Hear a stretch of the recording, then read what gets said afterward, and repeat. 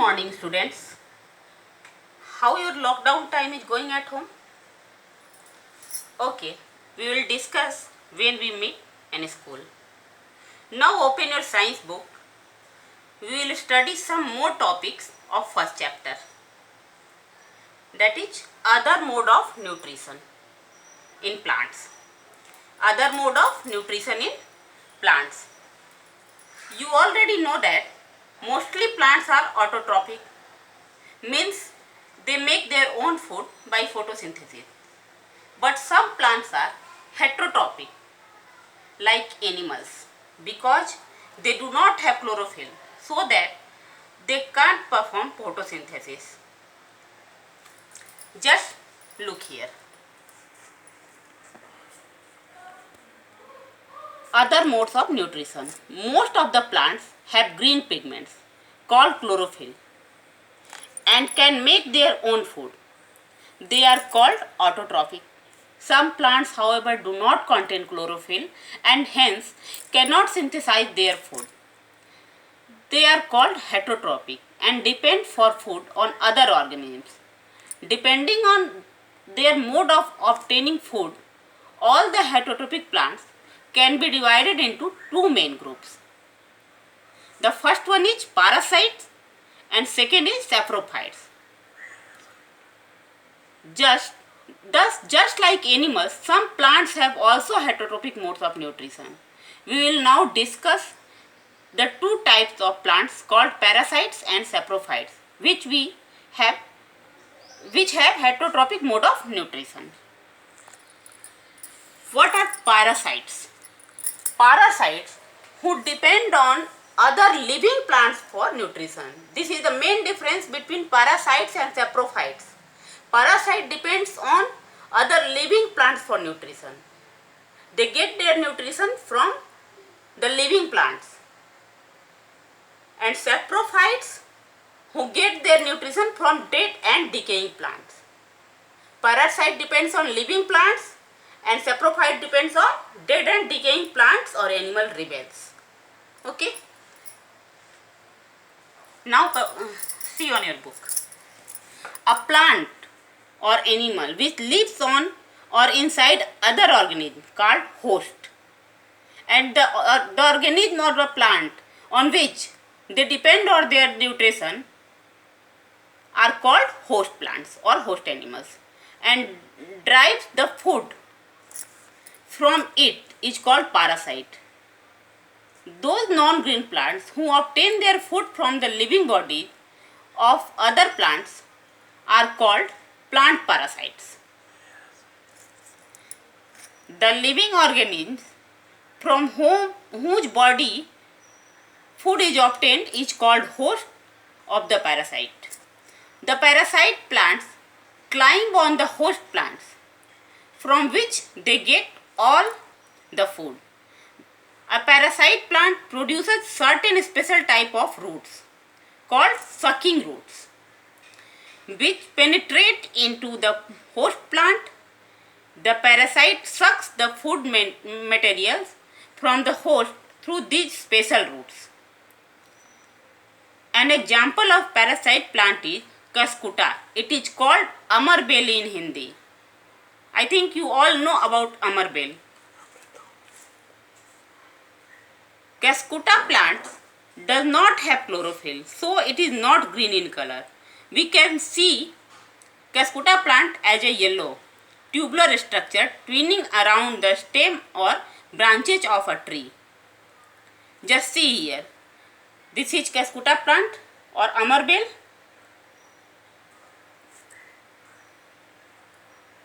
This is spinning to the branch of a host tree, host plant. Their roots penetrate this branch of host plant and get their nutrition from this branch.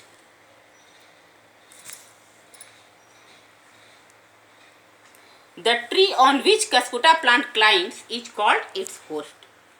Cuscuta is non-green plant having a yellow color. Since Cuscuta plant does not have a green pigment called chlorophyll, it cannot synthesize its own food. Cuscuta plant take ready-made food from the tree or plant on which it climbs. Since Cuscuta plant deprives the host tree of valuable nutrients, it is called a parasite.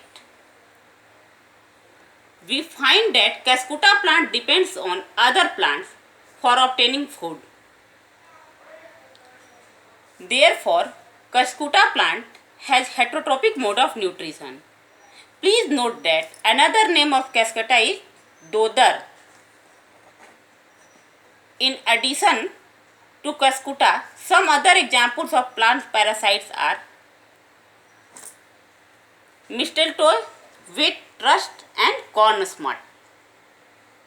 Wheat rust and corn smut are the plants which grow with wheat and corn respectively. They join their roots from the root of feeder plant. Feeder means who feeds here. The plant who feeds here, wheat and corn are feeder plants.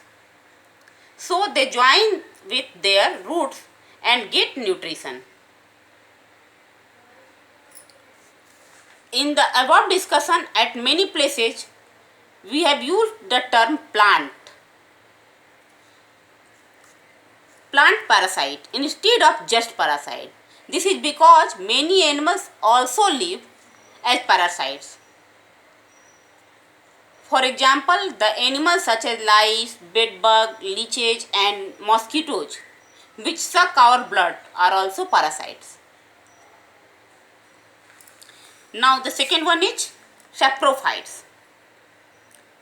You already know who get their nutrition from dead and decaying plants or animals.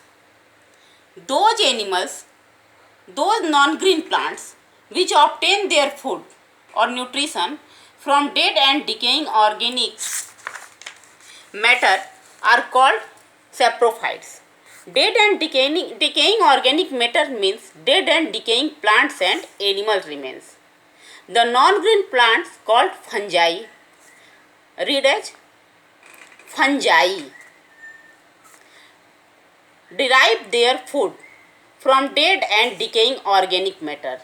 So fungi are saprophytes. Some of the common fungi are mushroom, bread mold and yeast. So we can also say that the fungi such as mushroom, bread mold and yeast are saprophytes. In other words, the fungi such as mushrooms, which is a heterotrophic mode of nutrition. Certain bacteria are also saprophytes. They are called saprophytic bacteria. Many times we see small fluffy umbrella-like plants. See these plants. Fluffy umbrella-like plants. These are kind of fungus called mushrooms. Fungus is a singular of fungi. They take their nutrition from rotting wood of dead tree. So they are saprophytes. The saprophytic plants like fungi do not have chlorophyll and hence they cannot make their own food by photosynthesis. The non-green saprophytic plants such as fungi obtain their food as follows. The saprophytic plants secretes digestive juice on the dead and decaying organic matter and convert it into a solution. They absorb the nutrients from the solution.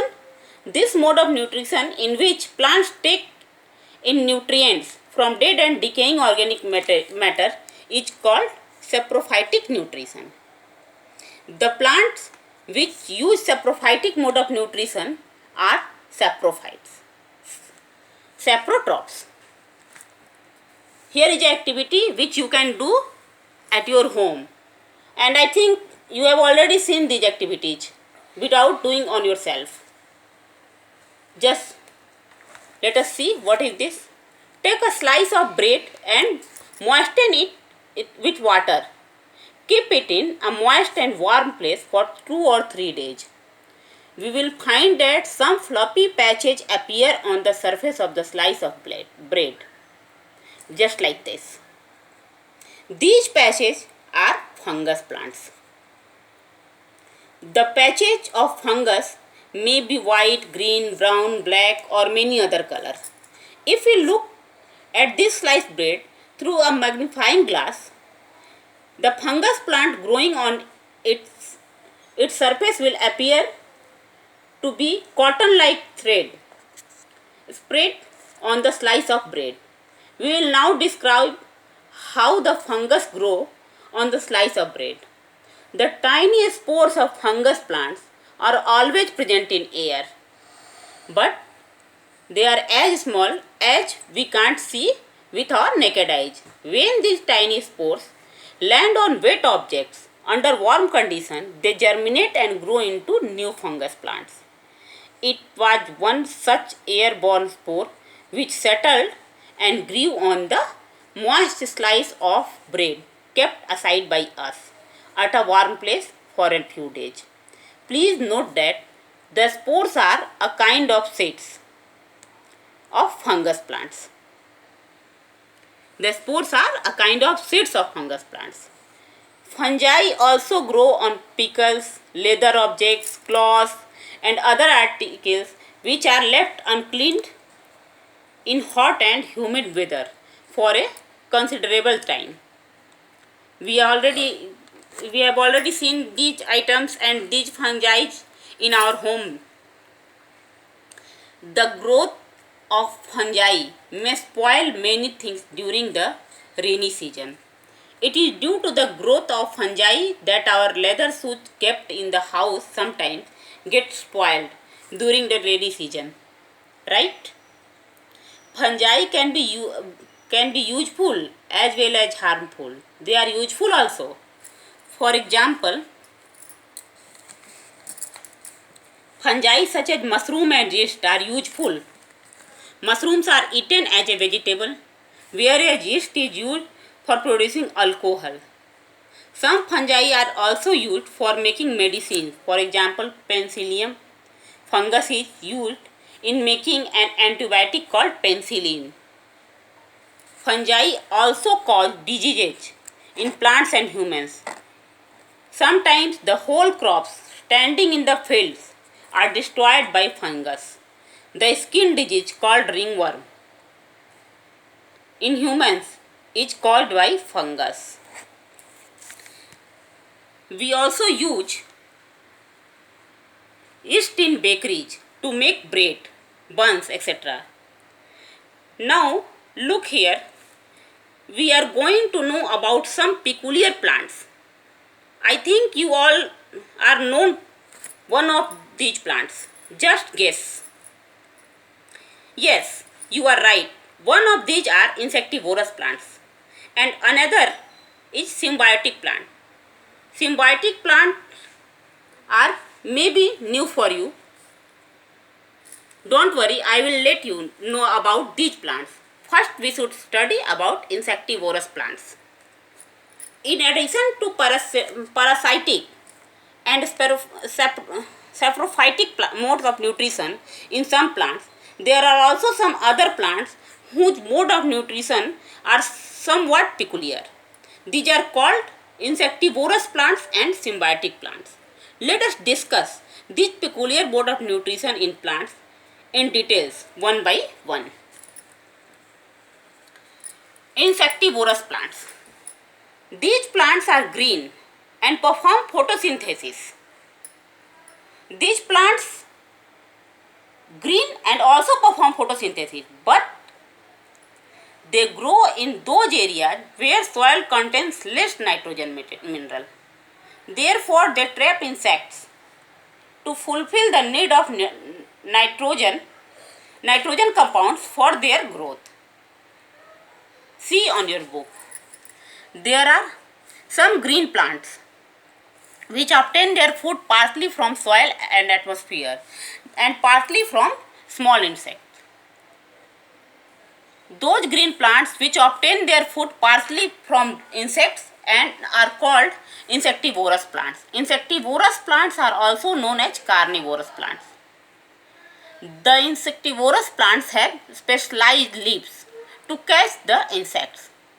The insectivorous plants grow only in those soil which do not contain sufficient nitrogen mineral. These insectivorous plants trap insects by various methods, kill them and digest them to obtain nitrogen compounds like amino acid for their growth. Some common examples of insectivorous plants are pitcher plant, sundew, Venus flytrap and bladderwort. The insectivorous plants called pitcher plant is shown in this figure. The pitcher plant uses pitcher-like organ to trap insects and digest them. This is explained here. In the pitcher plant, the lamina or blade of the leaf is modified into hollow tube called pitcher. It is modified into a pitcher-like structure. The apex of the leaf forms a lid which can open or close the mouth of the pitcher. This one is the lid. Inside the pitcher there are hairs. Inside the pitcher there are hairs directed downwards. When an insect falls in a pitcher, the lid closes automatically. The trapped insects get entangled in the hair of the pitcher and hence cannot come out. After some time, the insect dies in a pitcher. The walls of the pitcher secretes digestive juices which digest the proteins present in the body of insects to form simpler nitrogen compounds like amino acids. These simpler nitrogen compounds are absorbed by the walls of the pitcher and used by the whole pitcher plant. Please note that insectivorous plants are green and carry out photosynthesis to obtain a part of food required by them, but they do not get the nitrogen nutrient from the soil in which they grow. So, insectivorous plants feed on insects to obtain the nitrogen compound needed for their growth. We can now say that the insectivorous plants are partial heterotrophs and partial autotrophs. They get some food by photosynthesis and some by eating insects. That's all for today. We will study about symbiotic plants and other topics of this chapter in next class. Bye bye.